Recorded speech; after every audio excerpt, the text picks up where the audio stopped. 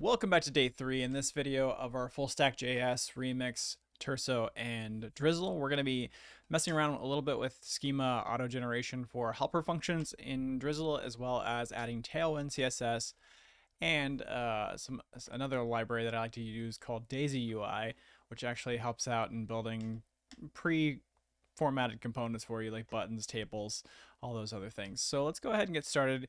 And the first thing I want to show off is right now we have this loader function we're calling db.select from to do all. It's kind of a lot to put here. But what you can do is actually you can get some help from TypeScript and inference. If we go back to our db file, we can import everything that we export from schema. So we can say import star as schema from the schema file. And then this takes a secondary object with some arguments, and the first one that we can add is schema. So this will actually allow us to infer all of our types that are coming from our schema. So now we should be able to just get all of this information over. So I can come back to here and say, instead of return db select, we can say db.query, and then we'll get autocomplete here for to do, and then we can do find many, which will allow us to find as many as we need. So let me go ahead and npm run dev so we can see this going off. I come over here, refresh, you can kind of see it still works like we had before. I can still delete, I can edit inline, change this out for example. All that works. I can check box. So that's just an easier way to have some autocomplete around doing the queries or finds, find manys, find ones, find firsts. The next thing we're going to do is add Tailwind. So if we go over here to install Tailwind, I'm already set up on the remix side of Tailwind CSS. And so it's pretty simple. We just npm install all of the dev dependencies that we need for Tailwind. And then we can do npx to init everything that we need. And so now we'll have a tailwind config.ts file. And then now we just need to modify this to export the correct content out. And then we just need to create a tailwind.css file in our base app directory. And we just need to go ahead and add these directives inside of there. And then this is a little bit old. In the newer version of Remix, you actually don't need to export this link function. We can actually just import the style sheet directly. So if we go to our root directory, we can say import Tailwind CSS, and that should give us all of the styling that we need.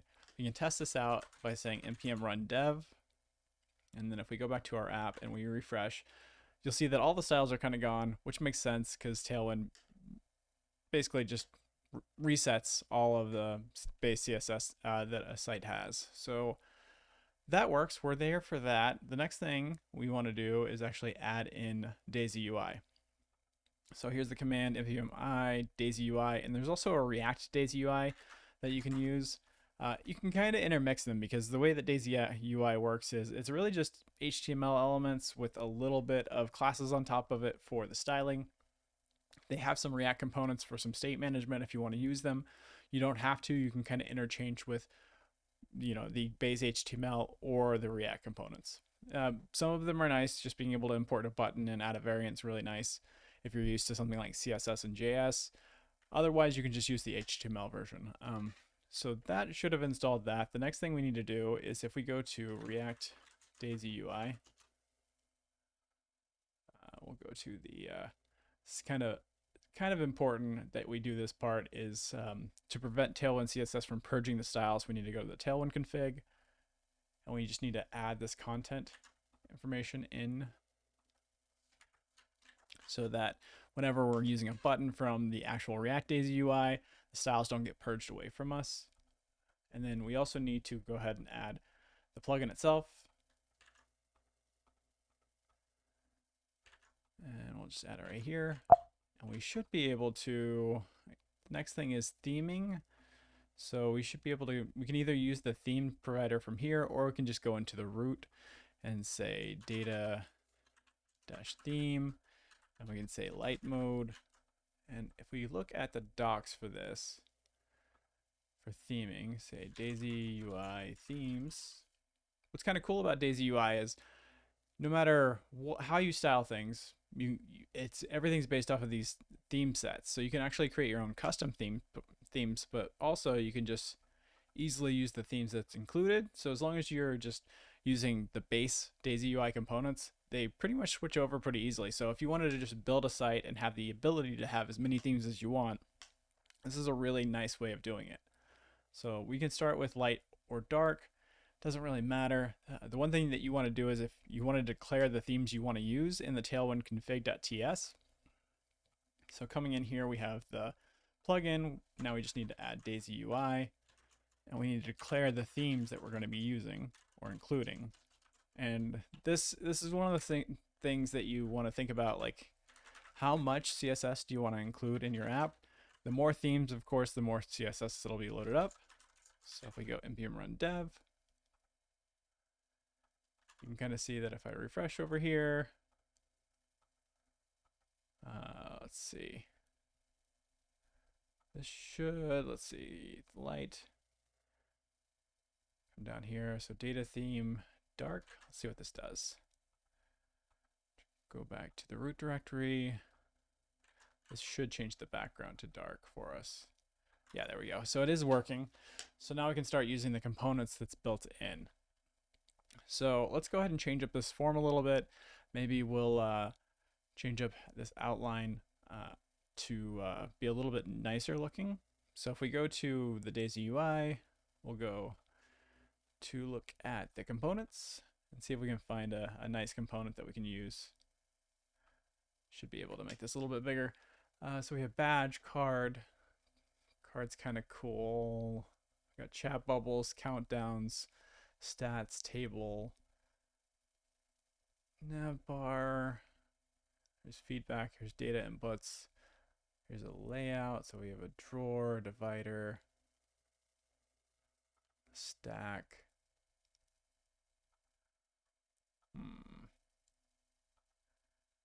I think if we come up here and look at form, actually it might just be the inputs. So if we look at inputs, we can look at text input because we already have that on the page, and you can kind of see like how these can be built together. If you want form controls, you can have all sorts of different form controls. So for validation, we can have like an arrow on the bottom left or the top right. And so you have this, and then you also have the JSX format. Again, like I said, this is just HTML right here, but there is the ability to import directly from the styles from the React library.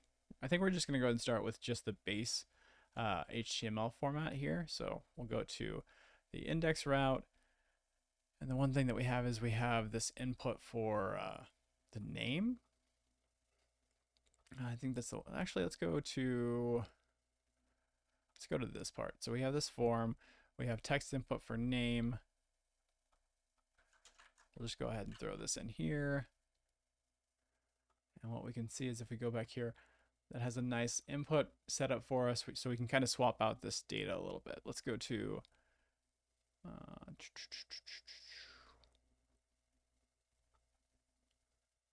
yeah, swap out name and that down here. And we'll say,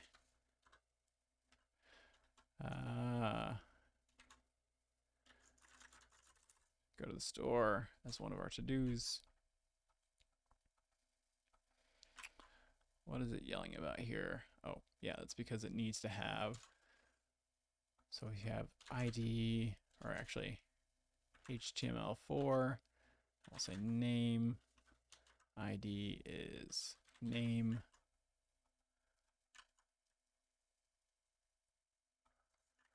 Restart TypeScript server.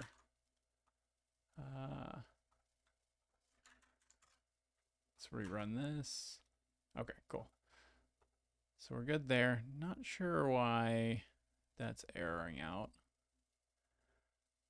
Let's see if Copilot can fix it for us.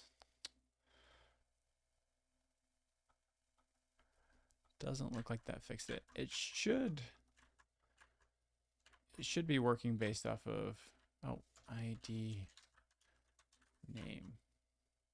that should be matching up properly. Not sure why that's giving me a warning. Okay, so now we can remove this input. We don't need that anymore.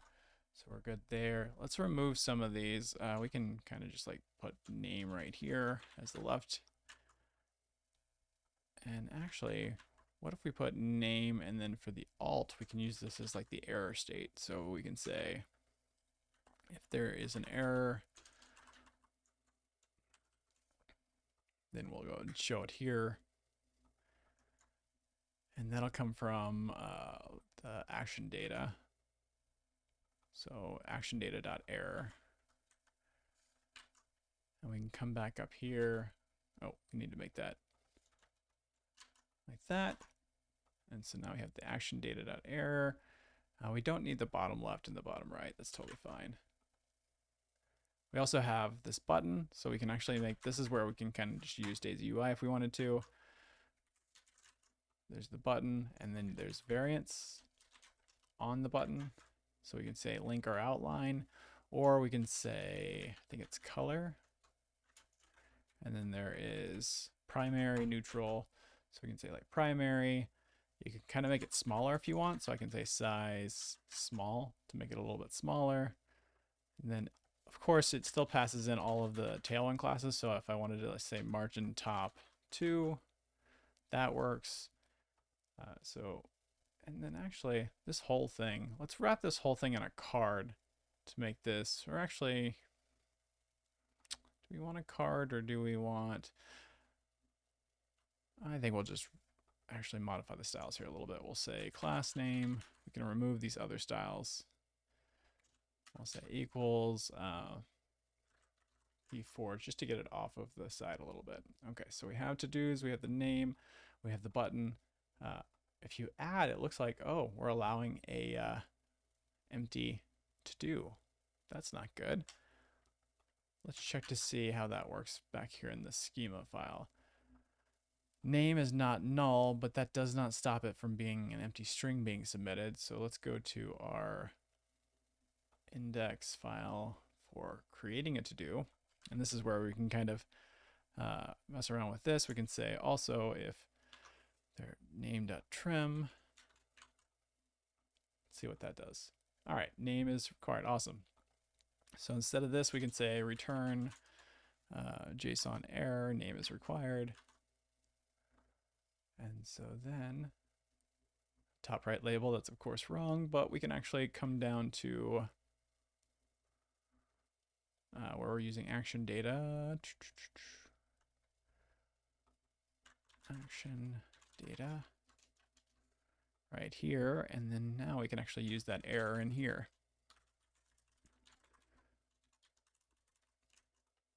And so, and then also we can say text error,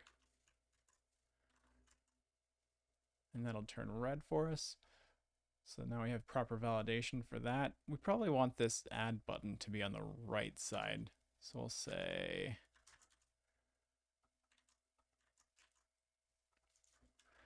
class name flex, justify end.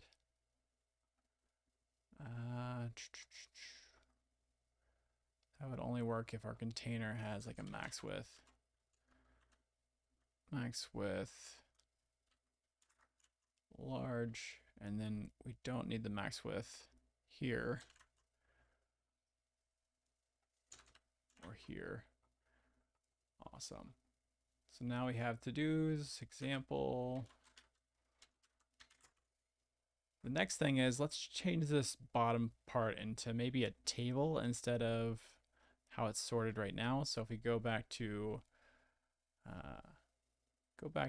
this, we can look up table.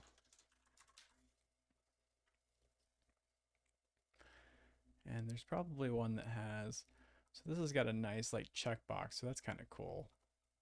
Let's see about changing it to something like this. We'll copy this over.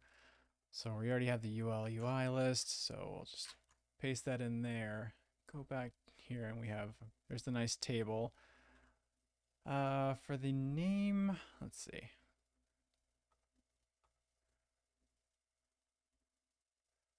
let's change the row, the TR, to be something that is actually the, we're going to go ahead and do that, and then we'll say this will be, we'll say to do row.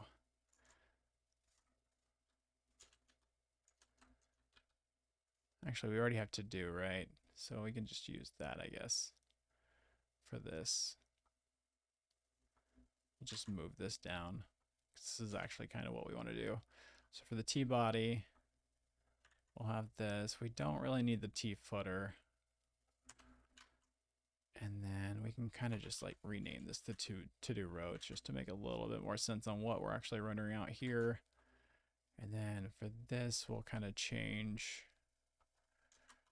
out the formatting here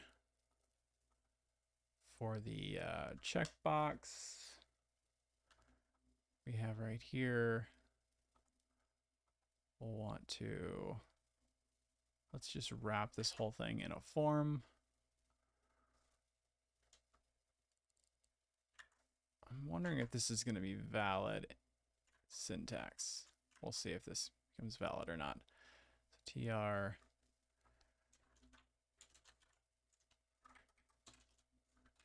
let's say form. We're also going to need a key right there. We can remove that. We'll say this is going to be, the second one is going to be the name. So we'll just change that to name. And then we'll want the ID to always be there. We kind of might want to just like change up a little bit of how this works.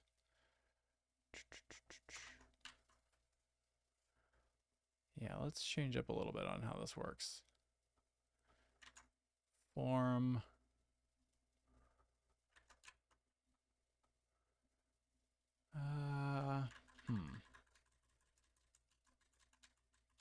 This is getting a little messy. Kind of need to see what we're doing here. So let's do an early return here. And then that way we can do an even trade on what we're going to put in here. All right. So now we have the table there. We have these checkboxes. Let's just remove the top checkbox because that's not going to do anything right now. So we'll just remove this one so it'll just be empty for that. And we have these other ones that we're going to manage the checkbox. Let's just really quickly put it in and remove this and say to-do.name.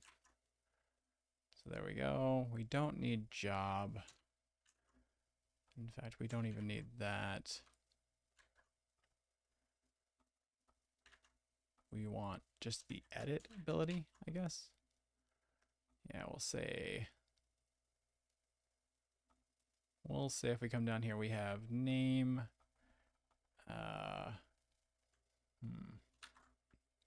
actions. There we go. We have name and actions, and in the actions, we're going to have the buttons. For this input, we'll do a form.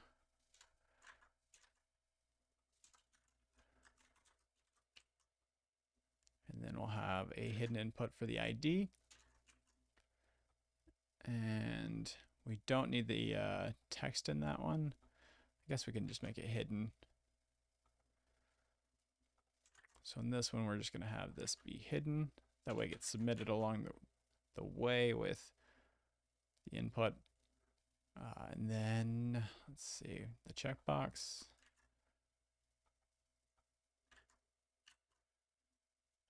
Let's remove the label.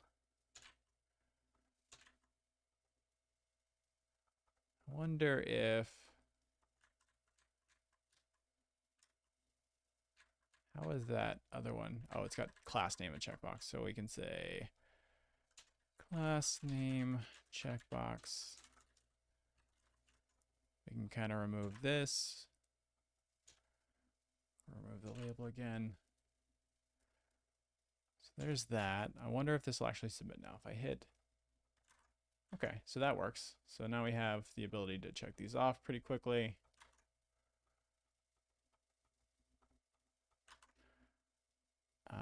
And then we have the name. What about actions? Let's do the actions next. This is where we kind of like want to switch off of if editing or not. So I can say if it's editing, we'll do that, else we'll do the name. And so this is where we can put the input inside of here.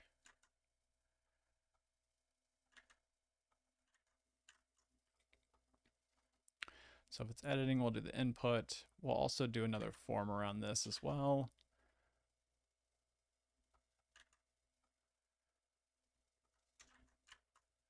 Okay, so we have the form input.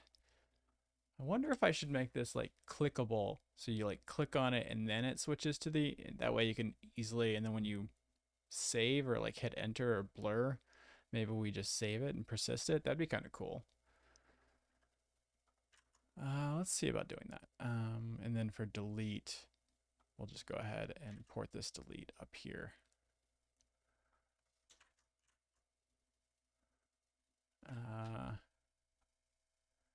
Right there. Again, we can call this button, and then we'll say color error to get the delete, and then we'll make it size of small. So we have the name and the action, so we can delete it if we want. That still deletes it, so we can delete these invalid ones now. So we have test example and example. Let's go ahead and delete that one. So yeah, let's work on the editing state. I think we can remove this now. And for the editing, we'll say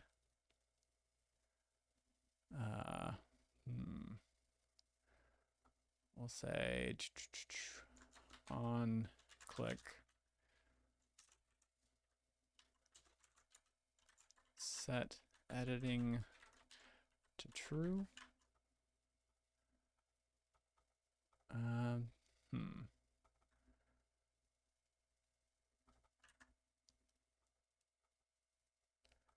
Oh, that's on click of the input. We don't want it on the input. That's hidden. We want it on this itself. I wonder if I can kind of wrap this whole thing up.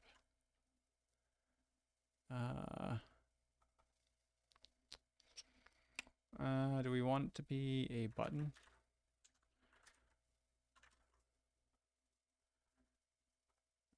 Okay. It's like set editing to true, but then it's also changing it back for some reason. I wonder why. What if we say on focus? On focus? Might be because of how it's switching and changing the input. Because I can like, oh, that's kind of cool. If I hold down, then it works. We don't want it to be a hold down thing. Let's just make it right here. So we'll say this is going to be the button, and then we'll say, and then we can remove the outside button. There we go. And then we'll say on or autofocus.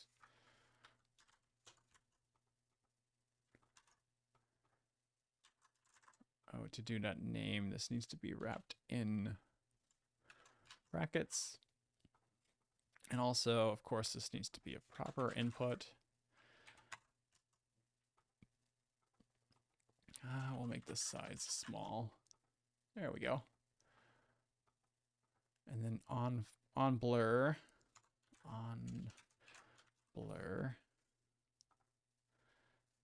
I'll say set editing to false, but also we want to submit on blur, right? So we'll say, kind of do what we did up here for e.current submit.